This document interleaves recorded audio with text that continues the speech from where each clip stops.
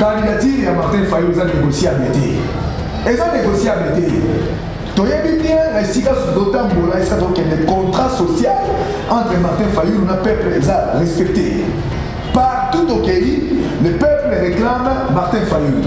Mais ce qui est au monde, on peut douter la personnalité plutôt na aura où Martin Fayulu est de fou de Fayulu de ça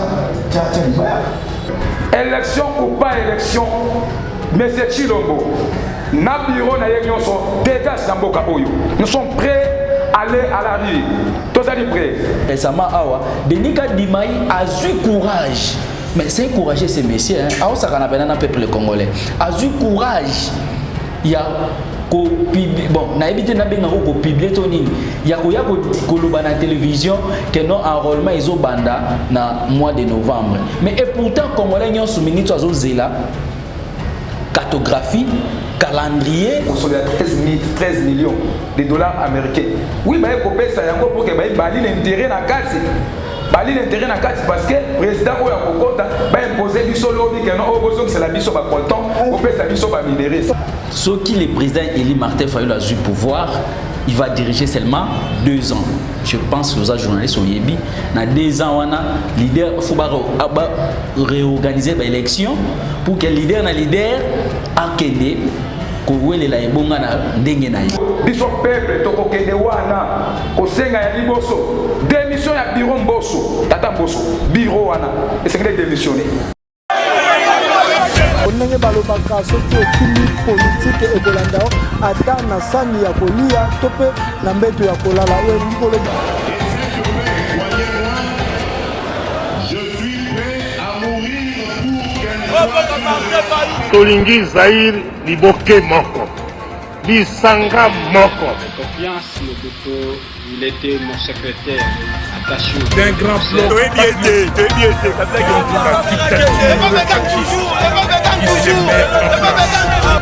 Bonjour, je suis Trésor Kimbouké, le Colo Congo, pour me rencontrer dans un niveau comme c'est moi ça cause la liboso na bino na nzela émission to le politique. To le baka langage mo biso na bino langage politique. C'est moi parce que to za kaka na mboka.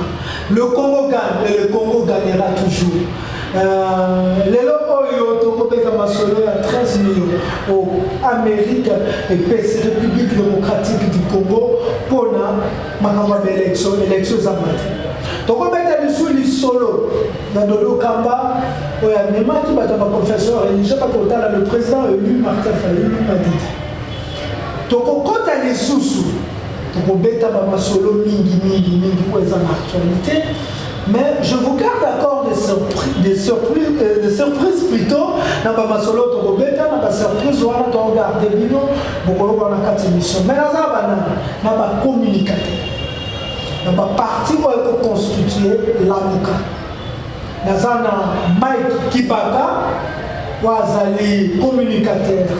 Il y a SID et il y a Nouvelle Langue plutôt parti il y a son excellence visionnaire Adolphe Mouzitou, Tozana Hervé Matata, un communicateur général, il y a résistance, il y a ma place de résistance, paix général, il y a Moko, il y a généraux, il y a président élu Martin Fayulu Madidi, Penakati, il y a SID, il parti cher, il y a président élu Martin Fayulu Madidi. Tozana fou de Fayulu. Là, représenté tant déjà tout le temps, comment tu comprends Kazana. C'est le fou du roi, le fou du président élu Martin Fayulu Madidi, dans le bien. Awa, n'a pas monné ton Robert Masolo, Mbote de Komaï Kibaka. Mbote, Mwana Congo, Trésor King, Kolo Congo, voilà. Na sepeli mingi na invitation na yo très à l'aise na bandeko nanga to ye poto réfléchir pour na makambo ezali koleka na mboka. Mbote Hervé Matata, Mbote journaliste et résistant Trésor King, en tout cas grande ma joie il y a sur le plateau na yo donc voilà c'est gars habitué mais ma vie est malade pour trouver la trop ndio Monique tozuli sous nzela ya media vraiment mingo penser pour nana pour bien dans l'émission l'invitation na yo l'émission na yo donc vraiment merci la réaction dans l'avance. Mbote fou de Fayulu. Mbote Nkolo, on obéit à peuple, journaliste et résistant. Vraiment, c'est un moment où je suis sur la carte parce que tous les cas, vive absence dans biso, le vraiment, je suis plaisir vraiment de la collégation sur le Macambo Italie, Mboka, Nabiso et Congo démocratique. Merci beaucoup. Pendant le loco et autant que les camons qui ont moto côté dans 13 millions, Macambo Italie plateforme et asika politique au écosystème opposant nous sommes autour qui matin tamponio au Kende au Sololana président Luc Martin Fayulu m'a dit pour créer une plateforme il y a opposition il y a qui peut battre dans la République démocratique du Congo battre baloba qui en haut la Mouka après ça qui Oezaki a vu les gens les jeunes basés dans la Mouka malgré ma vie ils sont contre mais bon supporter basé la jeune à Mouka donc Kiba au moment qui moi ngoma matata ponyo et par le président élu Martin Fayulu. Merci pour la question Tuninga. Moi je pense que Martin Fayulu c'est un président élu Oyo a incarné qui confiance y a peuple en 2018 malgré ma Camerounais et comment qui bisogno stoyebi to kozonga suna histoire wanate lelo ba personnalité ya mboko kokutana na ye moi je trouve normal. D'accord. C'est normal que Matata Mponyo Denis Mukwege banani nyonso wana bakutana na ye parce que ba yebi oyo Martin Fayulu Lelo Azali ko représenter. Donc je trouve ça normal. La nouvelle est là peut déranger qui non. bloc patriotique. Martin Fayulu c'est le président d'un parti politique qui est décidé. C'est normal ayamba n'importe qui na gestion na bango ya décidé. D'accord. Mais tous en alliance moko ezo sangisa biso ya Lamuka alliance wana eza ya résistance toujours résister devant le pouvoir et mérita quitter tous ali na résistance ceux qui d'accord yazo signé ceux qui déranger Lamuka là et koza la mabe mais jusqu'à présent tout le monde qui bato azo yamba ils ont dérangé nango Lamuka parce que Lamuka toza plateforme ya résistance. Et ceux qui bango ba beti li solo par exemple bazo créer plateforme électorale là il y a opposant là il y a pas de problème mais nous sommes d'abord dans la résistance donc il y a des choses différentes faut pas ça la différence entre plateforme électorale na plateforme il y a résistance biso toza na résistance donc résistance mais toujours résister contre bateau ba yibi pouvoir ya peuple reconnaître le Félix Antoine Tshisekedi dans la président banan ba reconnaître non tout reconnaître yete tout reconnaître c'est jusqu'à là tomber dans le sol là il ne faut de Fayulu pour nani Matata Mponyo Lelo a classé le président élu Martin Fayulu na raya d'opposant tant on dit que le président élu Martin Fayulu azali moko ya bendele ya résistance ya République démocratique du Congo. Merci Molobeli Mboka, journaliste et résistant. À la ligne de Kolanga yo ali mopanzi, Kolanga ya nouvelle là accompagne la malamu dans le poteau a bien été tata mokozi ekolo à respecter parce qu'il y a qui tout droit. A bien été consigné d'accord c'est tout à fait normal matata pour premièrement na kolobanini na kopesa deko moi conseil moka moke pe bayi ba kolanda ngai ba pesa ngai le kutu na bango sikolo. Le président élu na qualité na ye ya kozala mokonzi ya mboka oyo peuple a pesa ki confiance na élection en 2018 jusque là peuple a toujours na confiance na ye par rapport à l'élection en 2023 na kei plus loin tango yambi ndeko to bengi ancien premier ministre Matata Mponyo en qualité non premièrement à sa frère na église entre les frères il y a église à Yambi, on a les années première volet. Deuxième volet, en tant qu'un papa rationnel, un papa congolais, donc Azali a droit à les années de liberté à Koyamba Moto Nyoso. Donc la matata kono ayeba sololi. toutaki kolanda mikolo uti kolanda matata mpono auti kosa sortie officielle ya parti politique na ye alobaki yango na lopoto pe na lingala ya biso bayi ba kongomani alobi ete na koala candidat na ba élection prochaine comme candidat présidentiel. Otuna na la bandela lisusu. Pourquoi le président Martin Fayulu m'a dit le président élu a bété la résistance. Tout le monde m'a proposé dans ma cabo opposition. De plateforme il y a opposition. Merci moi na mbokana kende na résistance comme une opposition. Toi ça kana résistance bangonde ba olinga ba kotono. Le président élu Martin Fayulu ali toujours na résistante. Pour Nini, parce que c'est lui, la personne qui représente la Mouka également, le président Eli Bazakami Balete. Il y a l'ibet Adam Okozeko, Martin Fayulu. Nous sommes à la résistance, ce que mon force économique à lobby qui a une opposition. Nous sommes à la résistance, à Bengi, ce qui m'a dit un peu de aïe. Nakata pour accompagner le combat à peuple dans la résistance. Oui, la porte est ouverte, et puis ça va nous soumettre à l'Ibounate. Aïe, la résistance, c'est pour rejoindre le combat. Opposition, pas créer une plateforme opposition. Non, nous sommes créer une plateforme opposition pendant que nous sommes à la résistance. Ce qui y a la résistance, on ne peut pas créer une plateforme. Il y a l'opposition pendant que nous sommes à la résistance. Martin Fayulu, Azali, na résistance. Merci beaucoup. Hervé Matata. Oui, mon amboka. Babi, la Mouka, Ezali, il y a peuple.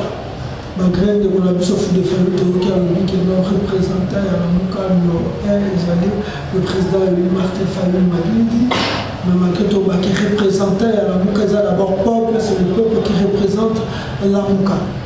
Pourquoi Matata Ponyo a choisi seulement le président Martin Fayulu, malgré que la Mouka Adolphe Mouzito Zaki Libanda? Pourquoi il n'a pas choisi d'abord d'autres partis qui n'ont vers d'autres partis? Il faut ailleurs et pas le président Martin Fayulu. Et comment il s'est noté que ce président Martin Fayulu a dit toute sa plateforme au Bolingi, toute sa position, toute majorité, l'objet va imposer que Yoko la candidate et candidat ne soit pas. Moi je pense bien que tu as dit bien les commentateurs Tamponio à Ottawa dans le dossier judiciaire, oui, très bien. Donc par contre, il faut poursuivre un régime en place. Kolukaye, Koko Tsaï na Makasi, na kati ya union ya sanité autour donc oui ça ici ba monde surtout ba yi bomo ya mboka ozo. Ndeko na ngai, oyebi que na kati ya Congo mutakombo ya sans oublier ils sont surtout que moto oyo azana poids politique. Parce que le poids politique, il y a Makasi, où il y a confiance, contrat social, il a respecté le peuple, les président Eli Martin Fayulu. La première raison, oui. La lobby, oui, la poids politique. Parce que la première raison par là, on a rebattu des commentateurs pour nous rebattre abri. On a rebattu vive pression extérieure, il y a régime et au salaire. Deuxième chose, Ndeko Martin Fayulu na Matata Mponyo, bazali ba congolais, ba scientifique. Au-delà de la politique, sur la matière rebelle, en matière économique, en matière rebelle, en matière rebelle, et surtout que non, Congolais, en matière sécuritaire, ils ont ça passe Makasi. On va dans la sololi, on va faire. Sur la rebelle, on a 4 histoires de soldat qui déroulent. Tout ça vraiment dans beaucoup de sololi dans mon pays. Donc il y a un moment où j'ai resté. Après, on a parti dans et si déjà réellement penser dans l'idée par rapport à Martin Fayulu et Matata Ponyo Aouta pour les mais ceux qui sont privés, ceux qui sont en science, est-ce que ça danger?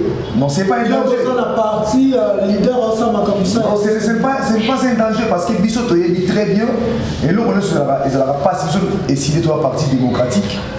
Et là, ça passe autour d'une table, de solution pour nous retrouver solution. Mais le cas, la présidence qui vraiment mentionne la solution de la table, c'est-à-dire, et ça n'a vraiment pas de problème. Moi, je trouve que Matata Mponyo, c'est un Congolais. Deuxième chose, dans le retour d'Indeko. Le bilan d'Indeko, opposition, Matata Mponyo a qualifié, le président Eli Martin Fayulu opposant. Mon avis, c'est un problème sémiologique. Donc, nous avons pensé à un surtout. Donc, mais Bissot, il dit très bien que tout ça, dans la résistance, prévenir tous autres tels, mais là, toujours régime Otinasuka, pour la Boya, Babylon, Nyon, sur la Mabé, va revenir la peuple congolais. Donc, tout ça, dans la résistance. Merci de la résistance. Avant de continuer, question encore, on a mis cette vidéo et mis tout au rebond la question, on a idéologie ici des amis. Merci, moi Namboka. On lobby madame ok sur le plan idéologie. Idéologie Nabiso, c'est que la population doit faire à comprendre parce que c'est notre idéologie, c'est conquérir d'abord le pouvoir. Il y a pour ça là, qu'on appelle comme ça Congo, comme ça Congo et Zongana formel nango, Congo et soit couleur nango. Oui, nali comme maillot parce que na koyi ko kendete na ba détails, ils allaient belé, to ko lobele yango ba idéologie Nabiso za vraiment terminé. Nous avons les 13 valeurs décidées. Merci. Nous sommes un parti libéro-chrétien. Donc, tout un parti Oyo, tout ça toujours Makambo Oyo.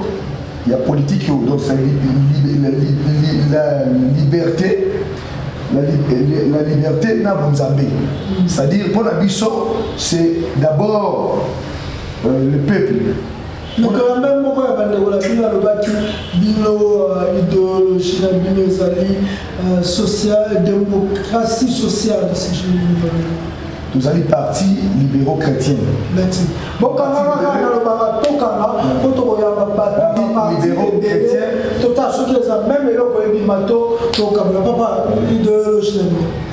bien, merci.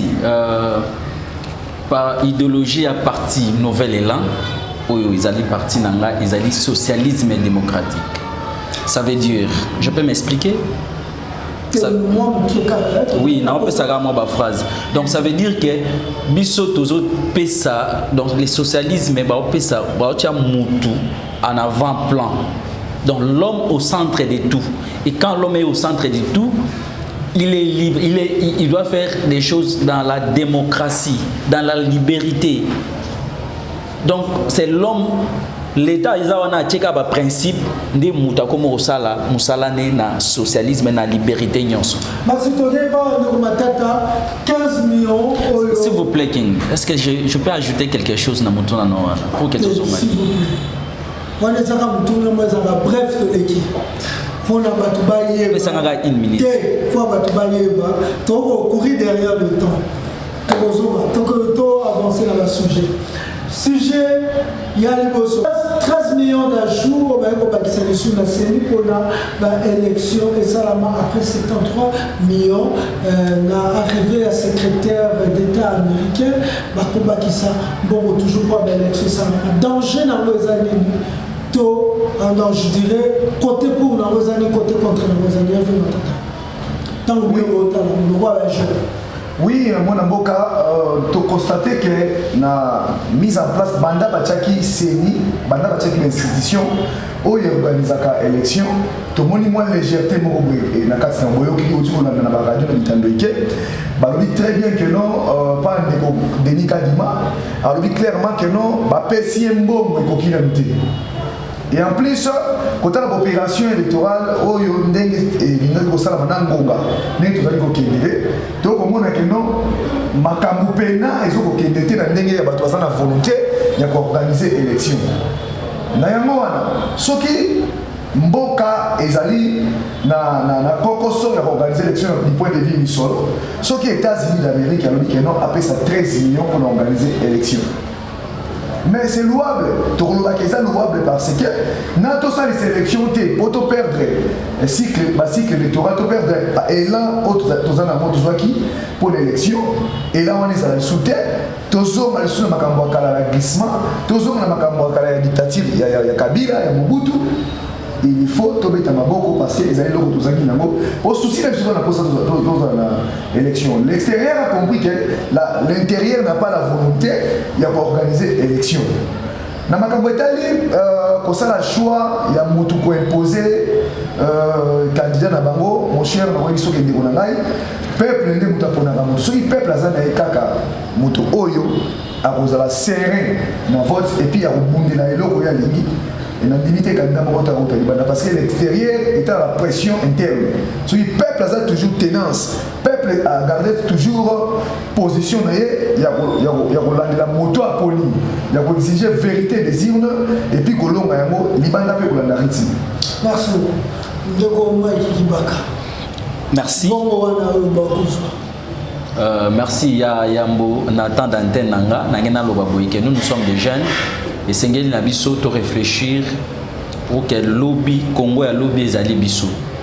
Lelo na motuno tuna yinga ya ba plateforme, moi je ne vais pas que tu débattre sur ba individu. Moi je veux que tu débattre sur ba vision oyo ba parti politique ezo ya nango, to ba individu ba ya nango. Parce que tu voter ba individu, on constate que tout ça là est de côté na RDC. Mais na ba pays où ezali normal, ba voter ka ba programme oyo candidat aye nango to parti politique aye nango. Débat ça adhérer à programme wana.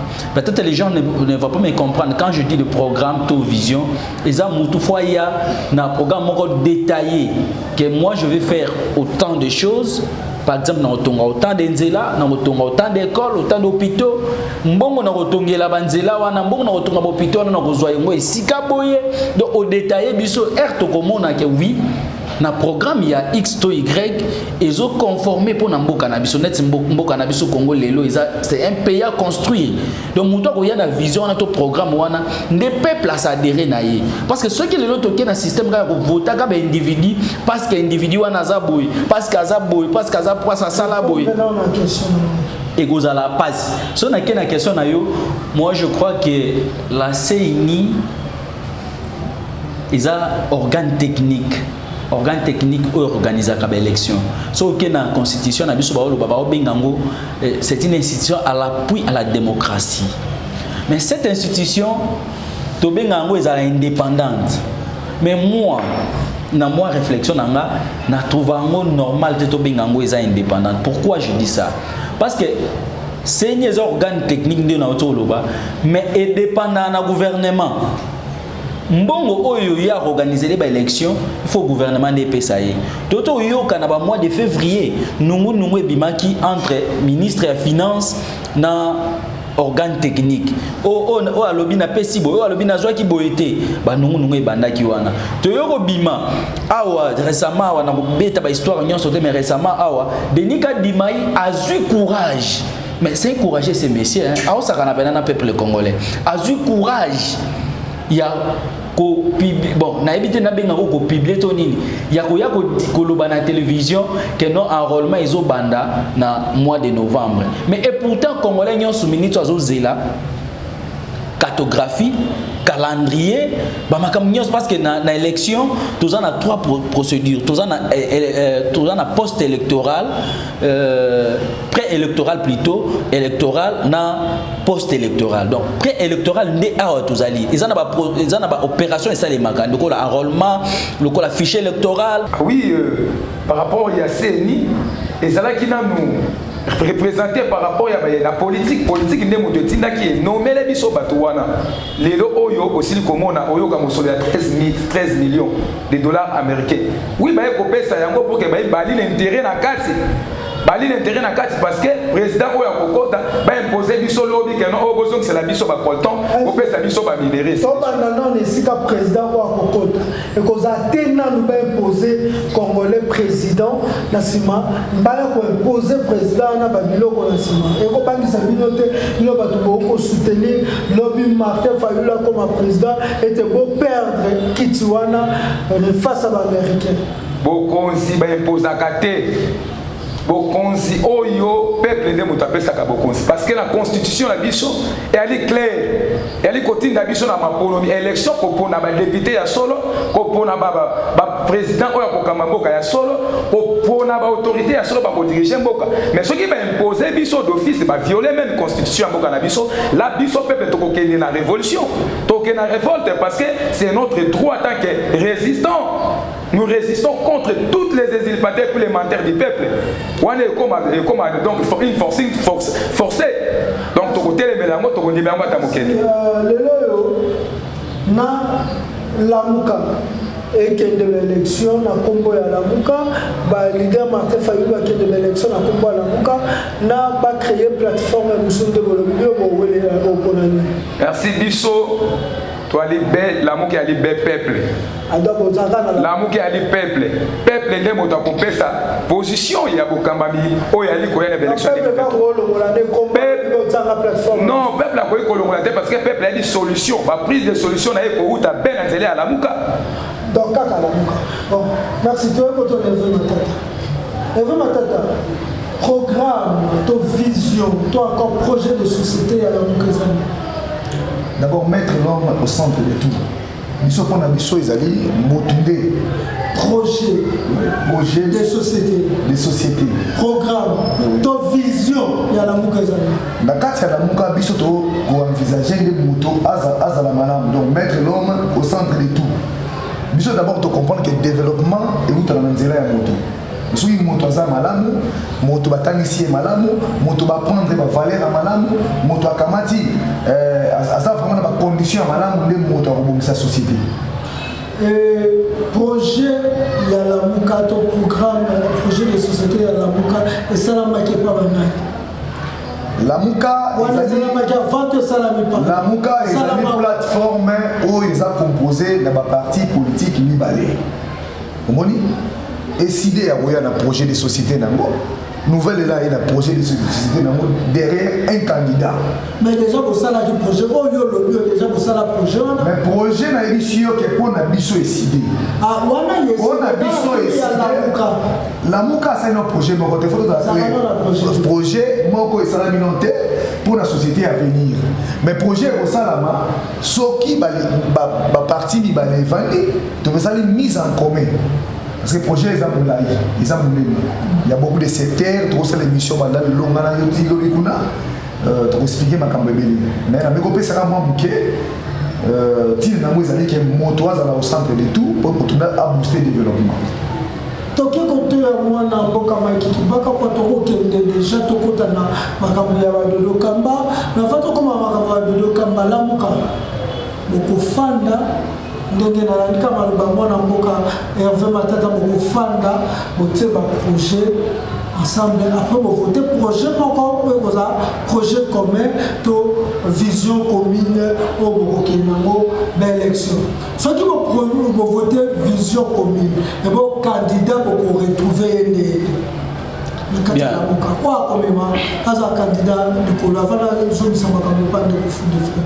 Bien, merci. Moi, je pense que la Muka, jusqu'à présent, ils ont un programme à mon côté. Depuis Genève, ils ont voté président unique. Mais erreur ba leader na biso basalaka ba voter bazala na programme te. Oh, tu vas bazala comme baboka problème na vraie erreur ba leader basala à l'époque isa yango wana. Ba bimisaka candidat unique mais bazala na programme te. Et jusqu'aujourd'hui programme ya Lamuka ezate. Mais question tuninga ndenge ndiko otolobawa. Tout ça deux parties na Lamuka jusque là. Mais je crois que bako fongo la brèche ba parti mususu pe goya nazo koma wana siko ndenge toko débat soki biso to na programme na biso bango bi ba na programme na bango et tout ça mise en commun que programme bi moko mais plus voilé zala kaka na kata ba programme wana tokomona programme eux gozala parce que toko amender kaka mais programme toko adopter ou toko amender ne porteur ya programme wana bobima wana na bito so comprendre plus ndenge na lobby et si débaye biso to yenango biso to yenango so to monique o eza favorable na ba programme wana eza par exemple ya nouvel élan mais to kozwa bebelo mususu eza na kati ya programme ya SID to bakisi donc to monique programme comme eza élaboré na nouvel élan c'est que candidat ya nouvel élan de mutazo porter yango ce qui peut eza SID tout le monde qui est aux yeux a décidé, aux yeux à nouvel élan, tu as demandé pas décidé, tout le monde qui non, programme Oyo, ils ont moutako porté en haut, ils ont candidat ya décidé. Donc c'est égoisal un peu bon. Mais non, wana na olo bana logique ya principe ya makam. Moi je n'ai pas tous les détails. Na lobby la muka bazana projeté programme ezati mais bazon moi na ba principe ba règle au balanda jusque là la muka eza plateforme ya résistance yuka eza ya résistance donc makambo élection ba betango nanu te donc ba prévoyant ya répéter ndeko king tout se comprendre bien na bibo la muka jusque là tous a plateforme ya résistance donc pour que eko ma plateforme électorale il faut valider basa nini bavanda photo yana ba parce que biso principe na biso na nouvelle là toko sala alliance to toko kene l'élection na ba ndeko ba ko présenter biso programme là c'est une autre chose wana comme makamususu donc jusque là to vandi na noter pour que to vandi na essayer pour que tout ça la programme wana donc tout ça na plateforme ya résistance wana ngai inde na réfléchir ko koma bongo wana eza opinion na nga. Mais normalement, nous avons un règlement de la Mouka. La Mouka est le bel makambo élection. Tous en a plateforme ya résistant. Tous ont résisté contre le pouvoir au besoin qui n'a rien à mabe. Tous a wana. Merci beaucoup. Moi, je suis un fou de famille. Tous en a un dossier à la Mouka. Moi,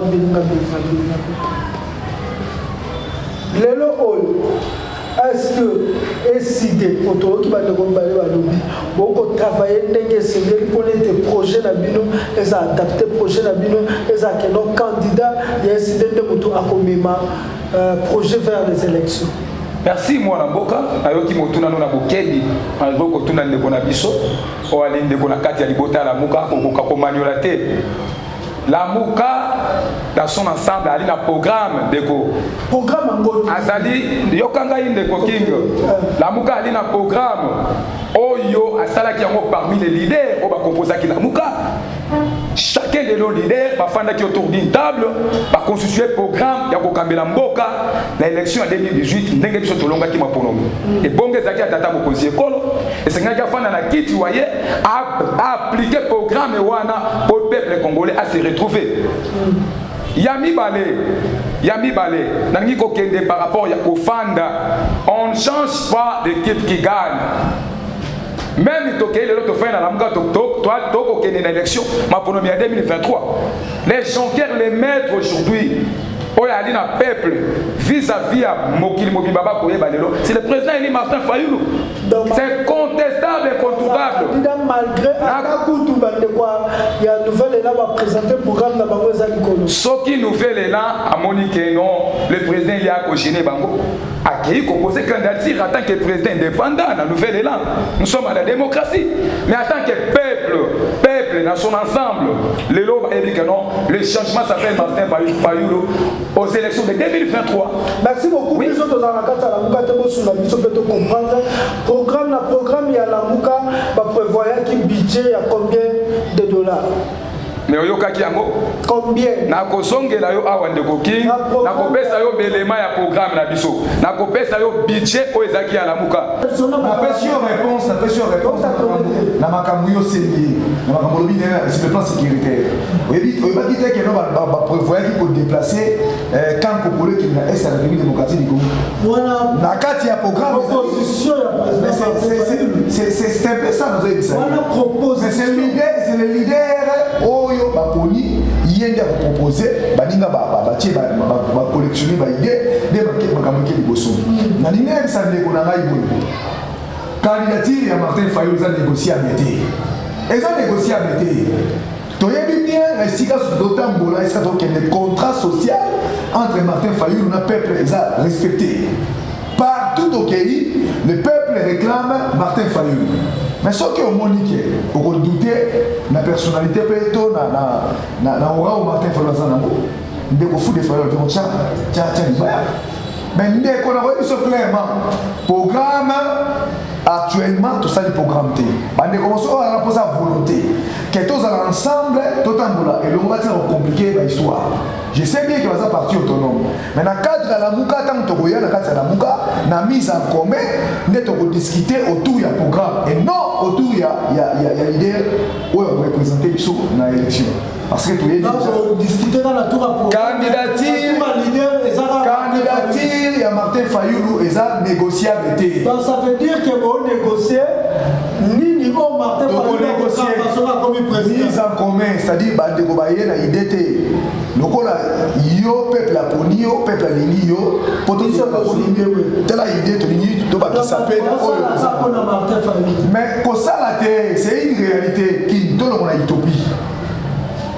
tolongwa na utopie ndeko na ngai tolongwa na utopie ndeko na ngai tokokita tosali badescendre ndeko napesa exemple moko tozosala oyo tobengaka rotation ya direction na moka na surveille bango tala yo moko soki bandeko na biso ya nouvelle na bazwi bokambi ya lamuka tala yo moko les actions le type d'action oyo azomene soki mpe bazomene soki bazomene te yo moko tala analyse mais soki otali bien biso touti kosala batourne ebele awa ndeko na ngai Martin Fayulu a été na Équateur décidé odi décidé kasi po ya leader bazoye bango sela sele te po ya leader bazoye bango sela sele babike no toza autonome yo mpe pesa biso le meilleur de toi lakisa biso toza mpe capable candidature eza makambo monoko koloba te na tv ke nakozala candidat pour peuple a perso confiance si manamo to perdre on ne change pas l'équipe qui gagne comme a dit mon cher Foudi Fayulu total bol toki Équateur Mbandaka peuple à répondre présent Bouende peuple à répondre présent Lissala peuple à répondre présent Kenge peuple à répondre présent Misele peuple à répondre présent Kisangani peuple à répondre présent awa siko tokota la bisika mususu. Merci beaucoup. Bien sûr, mon leader va beaucoup apprendre. Merci. Baboya kota mikoro ba buki po. Merci. Merci mon amour combattant. To sala eloko. Mike Kibaka. Question est soulignée. Quand vous m'avez posé la question. OK. Non, on a tout été maman nous répondre. Donc on tout. Nazo zena. Ndako Mike Kibaka. Lelo oyo binonyo sur tout autour la candidature du président Martin Fayulu parce que le peuple a passé dans le mandat. Ndenge nini bino ressentir que le peuple a passé le mandat et comment vous digérez cela? Merci. Avant que na répondre à la question na yo que na Genève ba leader ba ta programme mon côté. C'est en gros ba yoka na ka que ce qui le président élu Martin Fayulu a eu pouvoir, il va diriger seulement 2 ans. Je pense que les journalistes au Yébi, dans 2 ans, on a leader, il faut réorganiser l'élection pour que le leader a Kende, je pense que yo Yébi aux journalistes. Voilà. Donc, il a dirigé Kaka 2 ans. Mais on a des débats pour que le programme est à la. Mais pour la nouvelle élan, on ne peut pas nous imposer un candidat. Ça, nous sommes clairs. Nous, on ne peut pas nous imposer un candidat. Nous, on ne discute pas les noms de gens. Nous, c'est les programmes. Yango Monique, bientôt, offre politique. Vous êtes prêt, président, candidat présidentiel, oui. À condition qu'un candidat a un programme. Donc aujourd'hui, soutenir même Ndengba Olobana, Toza, Bisopuna Toza, mais programme. Félix Antoine Tshisekedi reste l'unique candidat à la République démocratique du Congo, ça a un programme convaincant. Non, je dis ceci. Moi, aujourd'hui, là, Félix Tshisekedi, Oyo biso tozo résister na pouvoir na ye. Tozo ndima pouvoir na ye parce qu'à jouer à mon ndenge ya soloté.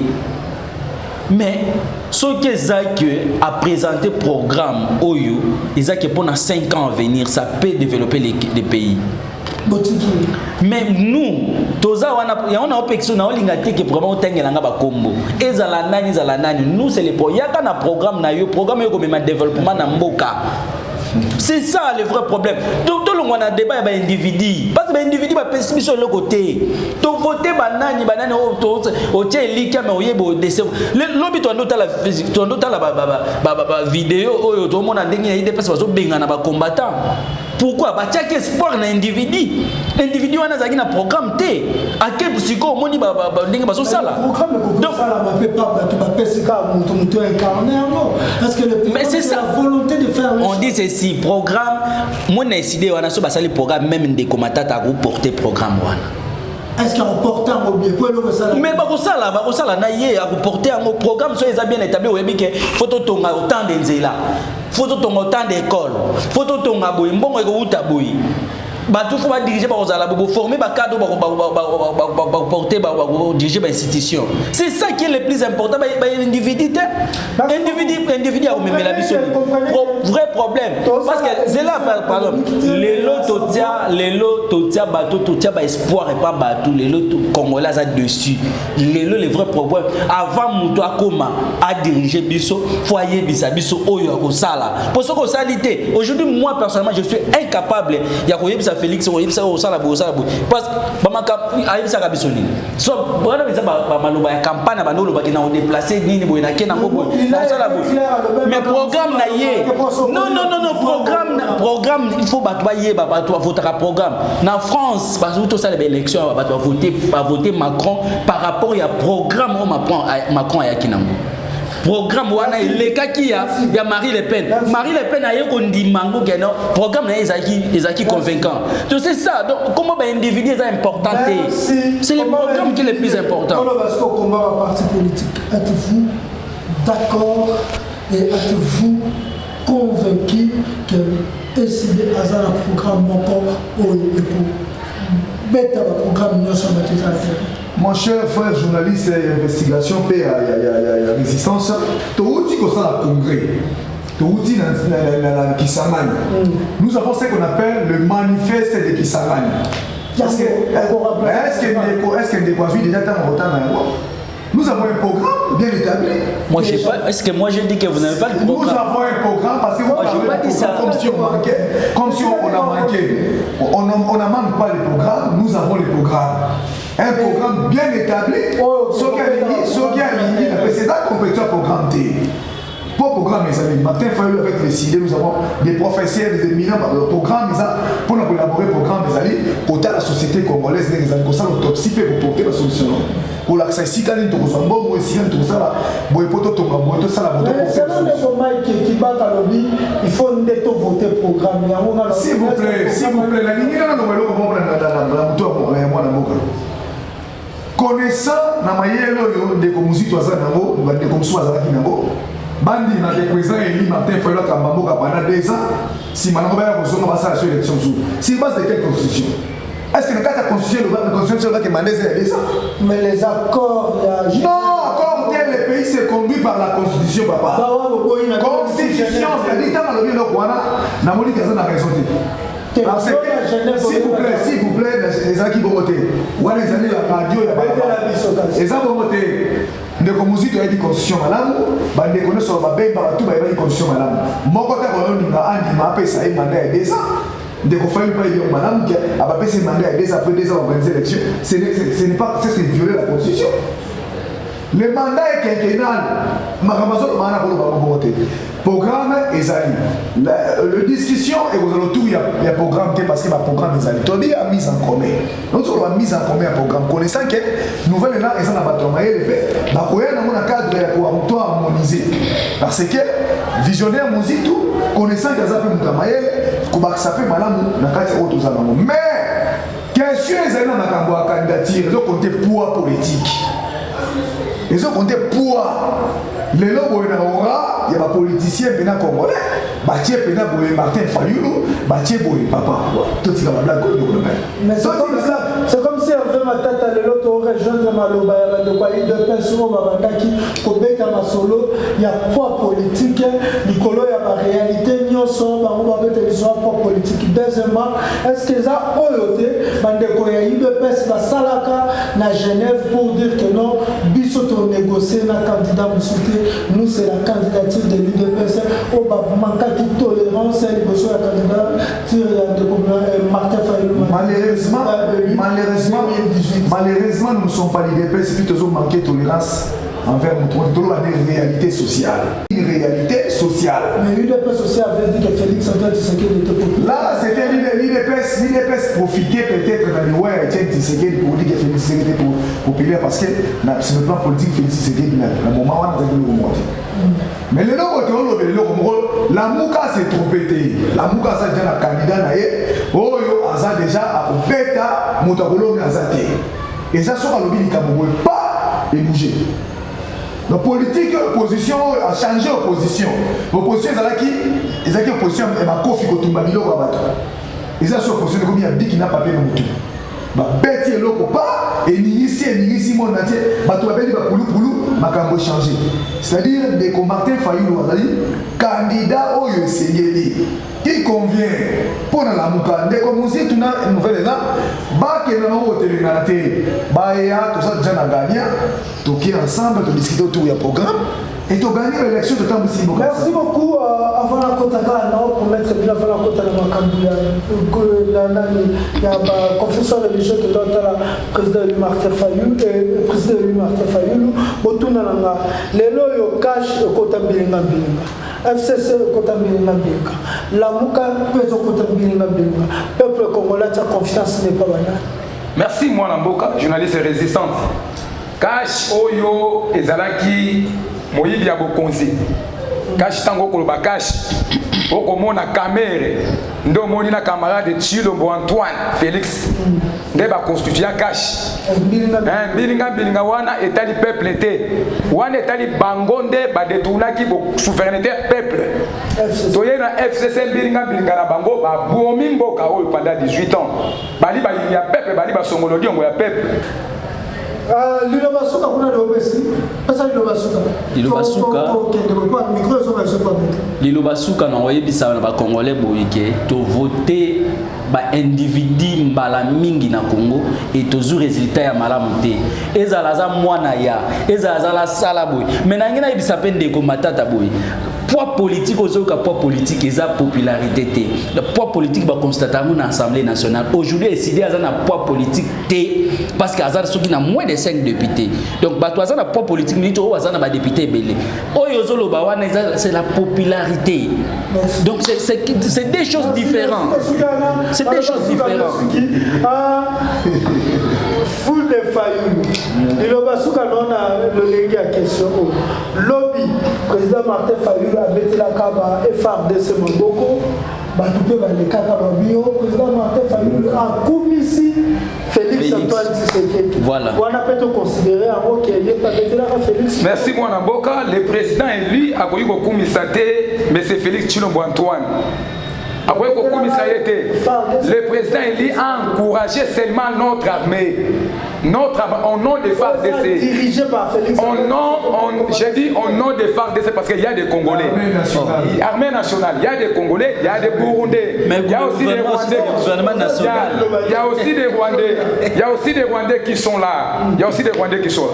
Dans aucune déco, lobby makambi a parlement. Mais ce qui s'est fait, le fou de folie, je suis là, papa Nangaï. Et c'est que tout le monde, dans le lobby makambi a janvier. D'autres fait moussi tout le mois de janvier. Alors qu'il y a parlement. Chip ya palissade va faire ça Moussitou. Bakena va tirer le pont à Moussitou. Non, il a parlé de Martin Fayulu. Il a cité le nom du président de Martin Fayulu. Gaï en tant que Liboma na yes, c'est un pénal au Bayango. Na Kolobayango, chip ya palissade. Tout le monde de quoi nous fait les navandiwara. Amanda comme on a plaque ya palissade et l'Assemblée nationale au tonton Mbo Sokudia. Tata a jamais opposé. Après ça, Kadol fait Moussitou. Oh, Yako bien galelo résistant. Akamate Ango Asipa Yango Bash. Olobeni Makambouya, 21 000 dollars américains.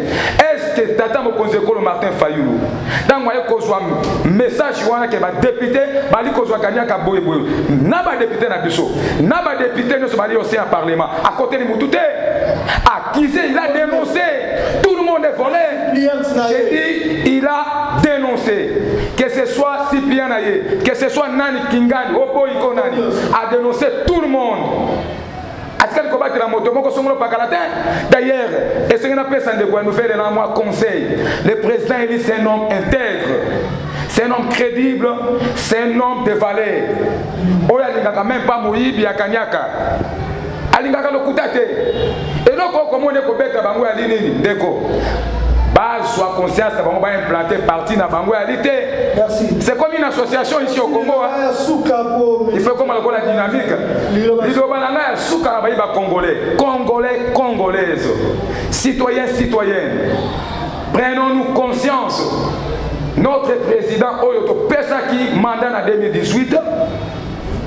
Confiance wana Tobomba Yango sur 2023. De 1, de 2. Peuple. Élection ou pas élection, Monsieur Chilombo, na bureau na yengyoso, dégage Zamboka Oyo. Nous sommes prêts à aller à la rue. Tous allez prêts. Yami Sato, na date à les 15 peuples. Les 15 il y a moi Oyo Toali. Ils allaient rentrer parlementaire, il y a des députés. Aujourd'hui, Martin Fayoulou a baissé les soldats, mais les soldats, bon, on va député, le nom Martin Fayoulou a ici va fonctionner. Va fonctionner, vous avez déchets à salaire. Salaire n'a pas bon, on va coller en assemblée. Le nom Martin Fayoulou a ici va médecin, va professeur université. Ainsi de suite. Quelqu'un n'y a qu'un habino, va lui coller en haut, pas député. Ce n'est qu'au Congo, un député touche 21 000 $. Dans le monde entier, le président Martin Fayoulou Dobi, les 15 et à mois, Oyo, biso peuple, toko kenewana, au Senga ya Liboso, démission ya bureau Mboso, Tata Mboso, bureau wana, et c'est qu'il démissionné. Et c'est qu'il démissionné. Deuxièmement, pour quitter sa salaire, salaire wana ekita. Pour citer les 10, toi dis dans le collège Bobo to bande konangai. Il y a moi les 26, au moins les bisoto zali, les 10 zali, au babengi conférence étudiantine. Tata mokosi école face aux étudiants. Les 26 oyo bande konangai décidé. Il y a tcha Mobimba, bino bayi diaspora, ou le bagoto sala kele côté to pesi bino makambo, na maboko. Peuple na est wapi, les 26 ngai na ndeko enve matata, fou de feu na ndeko enve matata. Toko sala na mama na meeting ya résistance ya tchang. Na compte décidé, liboso ya bureau provincial ya biso. Mbote na bino nyonso bana mboka kwa Kolanda kingai, vraiment qui est allé les secondes. C'est comme si c'était comme la récupération politique, parce que nous avons vu cette date, c'est du 15 déjà. Ensemble, plutôt organisation collège de mouvement citoyen, proclamer, donc déjà date, fixer date le 15 Marozananzela, au Baroud, à Cohydro, si palais du peuple, pour en justice et en Congo, tant que justice, même salaire, les injustices, c'est avant, après, c'est pas des récupérations politiques. C'est tout à fait normal qu'il y ait une coïncidence parce que les 15. On appelle ça coïncidence. Voilà, les 15, les alliés datent, il y a l'entrée parlementaire. C'est tout à fait normal. Mais dès qu'on regarde le mot makambo etali olobaki makambo ya boyamba bayambi dodo kamba na ndenge ya voilà soki ofungola mo mokomo suto koyana na le 21 000 $, makambo dodo kamba na makambo mosusu tokobenga mpe kaka batu tokobenga mpe batafran diongo tokoza mingi batu ata mpe ya lile pesi bayaka. Merci ndeko na ngai ko rappeler ndeko na ngai nous ne sommes pas ennemis mais tozali na kati ya plateforme moko. On doit se dire des vérités. Donc lorsque tu trébucher, tu dois que dans le rôle au dido de la cuillère, ceux qui doivent na kati ya plateau, il faut tout le la vérité. Makambo oyo nyonso tozolo bawa yeba ya monde konanga candidature ya Martin Fayoulou et vous allez jamais négocier. Ce qui vous trouvez un mot qui est imposé l'unité, vous postulez. Et ça fait droit. Vous allez négocier la qualité que non, le programme n'est pas en c'est la qualité que non, le peuple. Les conditions, on a des conditions. Oh, nouvelle langue, qui n'est même pas si nous connaissons, les conditions nouvelles langues. Vis-à-vis un peuple. Et puis, ce que l'on dit, c'est outil qui s'accompagne. Dans Kisangani, nous avons fait ce qu'on appelle les manifestes de Kisangani. Nous avons un programme. Bisous, l'on dit que Martin Fayoulou n'est pas négociable. Donc, il y a des candidats qui sont Martin Fayoulou, à Kamati, à Sali lui ou personne. Personne. Donc, Martin Fayoulou, il y a des candidats. Il y a des Congolais. Congolais, c'est si comme ça. Azo, il va m'accompagner dans les abosolo. Les Camerounais, ils sont souka, ils sont souka. Il y a souka, ils sont souka. Bande konanga nyonso ya diaspora tango ebandi. Makambo ebandi pena mouvement de bandi parce que glissement ezo ya liboso nso tokondima yango te. Biso balabala nde ebandi. Biso toza résistant atiaka cravate avant de ndako ndeka la polia. Tosengi na bino. Botia pena maboko na pata po na ndenge nyonso na prière na tout. Po tosala makambo tolonga tolibere mboka na biso. Ndeko fu de fala ici bino le 26. Événement n'est pas raté. Les 15 Les 15 oyo biso on a parlé du peuple. Na 5 millions de coquines, tinda mato c'est bien. Pour ton zala to là on a parlé du peuple. Merci beaucoup. Merci beaucoup za que mission de la politique, on comprend que awa ils ont plus des idées. Tout na ka ba question te pona juste batou, ba tama ba komba batou, to ba critiquer batou, tout na ba question pour to ba kati les locaux, ils ont vraiment une ligne. Nous assure que beaucoup de Congolais au Baladi sont partout dans le monde. C'était pour vous un réel plaisir de se retrouver dans le cadre de l'émission choquée, une suggestion.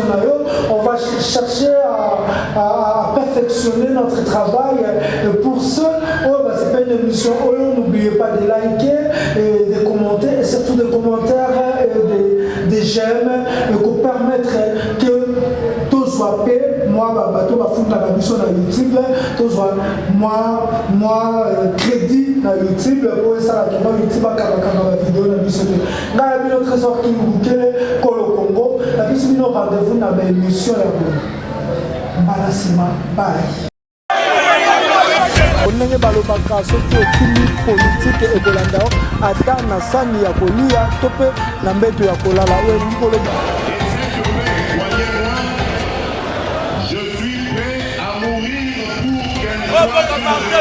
Tolingi Zaïre Liboke Moko, Lisanga Moko. Confiance, il était mon secrétaire attaché. D'un grand plan.